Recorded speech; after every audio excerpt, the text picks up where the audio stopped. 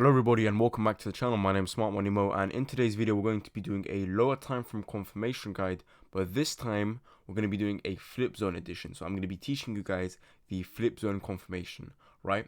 I'm going to be breaking down this example with a very beautiful trade on USD CAD, and this setup was of course sent to the mentorship. And yeah, if you had taken this trade, it would have ran for over 10 RRs or more. I think it even pushed to about 30 Rs, right? And yeah, so I sent out the setup, and if you had taken the lower time from confirmation that I'm about to teach you guys, like I said, this would have run for over 10 Rs, and everything in the course teaches you how to take lower time from confirmation setups, right? So if you had this and you had the information from the course, you would have gotten this, right? And speaking about those things, if you guys want to learn how to find those setups and you want to learn how to take the lower time from confirmations and all of that great stuff, such as all of these strategies, weekly Zoom calls, private case studies, and the signals and the trade setups, make sure to check out the first link in the description and check out the course for a one-time fee of £120. But without further ado, let's get right into today's video. Alright everyone, so to get straight into step one for this guide, we're going to be talking about the higher time frame, right? Because it's all good and well knowing what to do on the lower time frame, but if you don't have a higher time frame valid bias, then you won't know what to do on the lower time frame, and everything will be completely invalid. So first of all, we need to find a higher time frame supply and demand zone, and this zone must be completely valid, right? So in this example, we're going to be using a demand zone, and we have to see my 4 rules for a valid demand zone before thinking about the lower time frame and the confirmations over there. Because like I said, we need a valid higher time frame for a valid lower time frame. Okay, so the first thing is a break of structure, right? And as we can see, we have that here. All I'm looking for is for price to take out the previous high, and yeah, that's literally it. Secondly, we need imbalance, right? And what I mean by that is after the zone is created, we need to see some real volume and price pushing off towards the upside, right?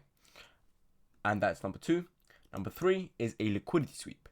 Now, all that means is the move which we are actually calling the demand zone, right? So this is the last down move before the up move, which broke structure, right? This last down move, did it take out any lows? Did it sweep any liquidity? Did it take out any relative equal lows?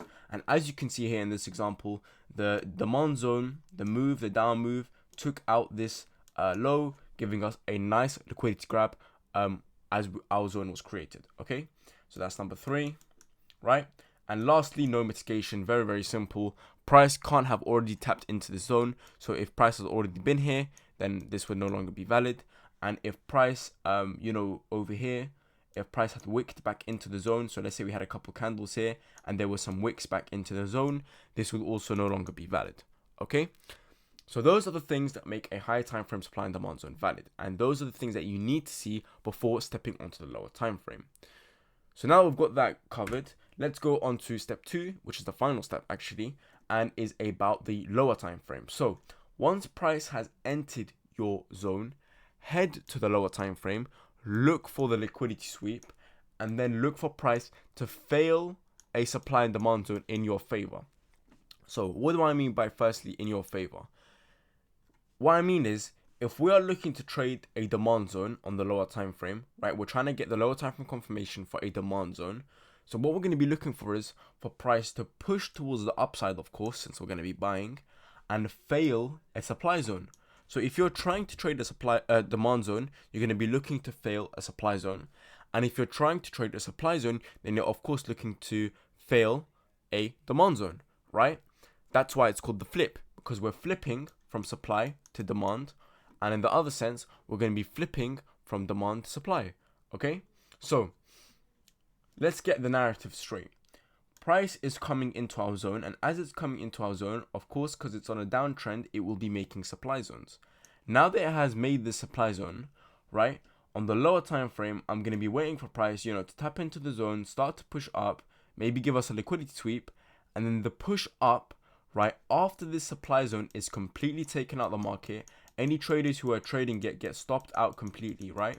After we see that, I'm going to look for the zone that created this move, and I'm going to enter from that zone, because this now becomes our flip zone, right? And yeah, this is the concept that is very powerful, especially on the lower time frame, right? And I'm not talking about the 10-minute or the 15-minute that I usually use. I'm talking more on the 1-minute, 3-minute, or 5-minute. Okay, so let's run through it. First, price comes, makes this supply zone, taps into our level. Nothing has happened yet. But now once it's in our level, we see price sweeping a level of liquidity, and that move which swept the liquidity also creates a push towards the upside, right? This push towards the upside takes out previous level of supply, okay? This means that we have failed the supply zone and price is going to flip in the other direction. And our flip zone, of course, is this demand zone here, which swept the liquidity. So now we have our liquidity sweep and we have our failure of supply. So what we can do is we can literally enter here, stop loss here, and TP somewhere in the distance at a level of liquidity. This will enable us to have a high RR trade, and we will also have a valid change of character in the sense of a flip zone. Okay, now let's take this to the real life charts with that beautiful example that I said on USD CAD. We're trying to over 10 RRs. If you guys would like trade setups like that, make sure to check out the mentorship. But without further ado, let's get on to USD CAD. Alright everyone, so the first thing that we're going to be taking a look at is the 2-hour time frame on USD CAD, so that we can go over our higher time frame validity and go over the demand zone that I chose on this time frame. So first things first is the demand zone is here. This is the last up move before the the last down move before the up move, which broke structure towards the upside, right? You can see we have a lovely break of structure, which is of course our first rule. And yeah, so that's rule number 1 checked. Secondly, we have high volume here. After the zone is created, we see a push up and another push up, followed by more pushes up towards the upside. So we have lovely high volume here, and on the 4-hour, I'm pretty sure it's even more clear, right? So we're going to go back to the 2-hour now. No mitigation. It looks like this wick came close to mitigating, but it didn't. Price left the zone and it never returned, and it still hasn't returned until now, of course. And yeah, I'm pretty sure that's everything. Oh yeah, of course. And we have our liquidity sweep right here. Price took out this low, you know, as it was making this supply zone, demand zone, right? So we basically have everything. And as a bonus, we have strong bullish order flow, right? We have tap in, from tap in, from tap in, right? We have loads of demand zones, each and every one of them tapping into each other, creating a strong sense of bullish order flow. We also have break of structure after break of structure after break of structure, right? So there's nice bullish order flow, so we can happily take this demand zone entry, and the higher time frame is 100% valid.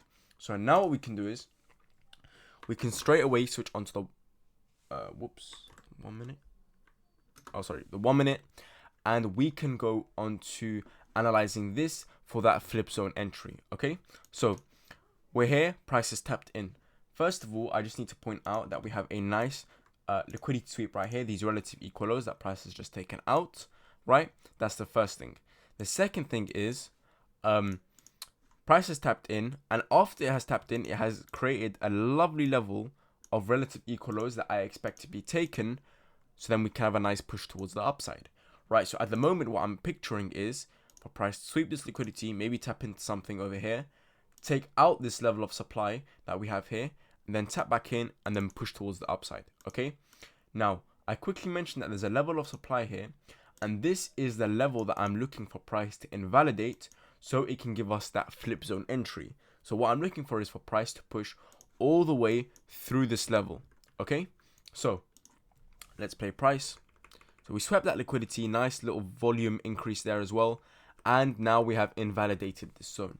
To check if a zone is invalid, right, you can also do this trick where you put the entry here as if you are going to enter, and you can see here we get stopped out. So now this zone is completely invalid, right, and it has failed.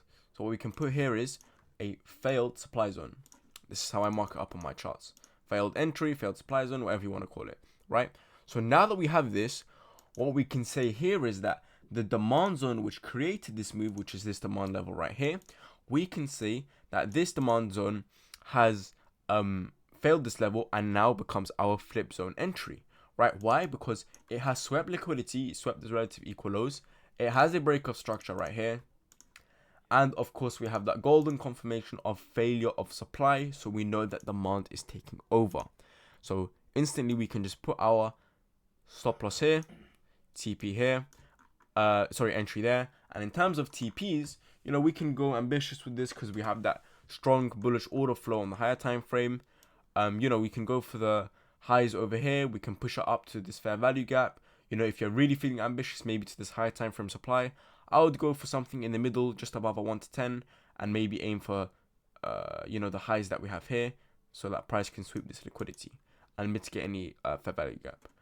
But yeah, let's go on to the 15-minute, and we'll watch what happens. Price taps us in, and then swiftly afterwards, we get that lovely take profit, pushing all the way to, I'm pretty sure, past what? 35 RR, right? So you guys can see how powerful this strategy is in enabling us to get that high RR that we used to use back in the, you know, 2 years ago when SMC methodology first started off, right? So you guys have gotten now the complete understanding of how to take a flip zone lower time frame confirmation entry. You now have also learned how to enable yourself the high RR entries using the lower time frame. So guys, I hope you learned a lot from this video. If you guys want to learn more about this methodology and how you can use it to your advantage, make sure to check out the mentorship. If you want to get access to the trade setups as well, make sure to check out the mentorship. But yeah guys, thank you very much for watching, and I will see you in the next one.